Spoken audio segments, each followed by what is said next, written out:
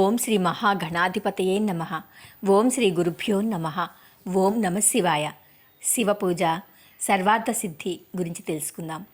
గురువుగారు, అసలు శివలింగాన్ని పూజిస్తే ఫలితం ఏమిటి అనే దాన్ని వివరించండి అన్నాడు కృష్ణశర్మ. వివరించడం మొదలుపెట్టాడు రత్నాకరుడు. ఒకసారి ఇదే అనుమానం వచ్చి బ్రహ్మదేవుడు విష్ణుమూర్తిని అడిగాడు. దానికి శ్రీ మహావిష్ణువు, ఈ జగత్తులో అన్నింటికీ కారణం పరమేశ్వరుడే.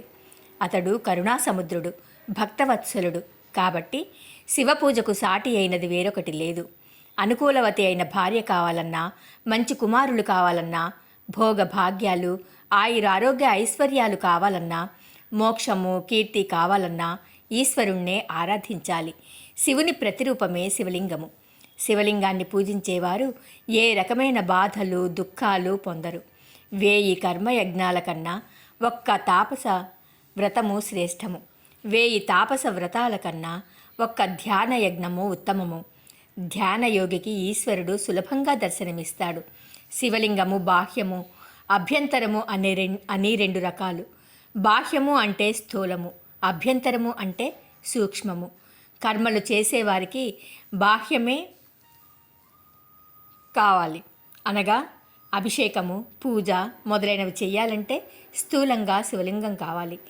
జ్ఞానులకు సూక్ష్మలింగార్చన, కేవలము ఏకాగ్రత కోసం మాత్రమే బాహ్యలింగం. జ్ఞాని సూక్ష్మలింగాన్ని అర్చిస్తాడు. అంటే తనలోనే ఈశ్వరుణ్ణి చూసుకుని పూజిస్తాడు. తానే ఈశ్వరుడు అని భావిస్తాడు. ఈ జగత్తంతా తనలోనే ఉన్నది. ఈశ్వరార్చన చేయకుండా పాపాలు పోవు, జ్ఞానం రాదు. గంగ పాపాలను పోగొడుతుంది, కల్పవృక్షము దరిద్రాన్ని పోగొడుతుంది.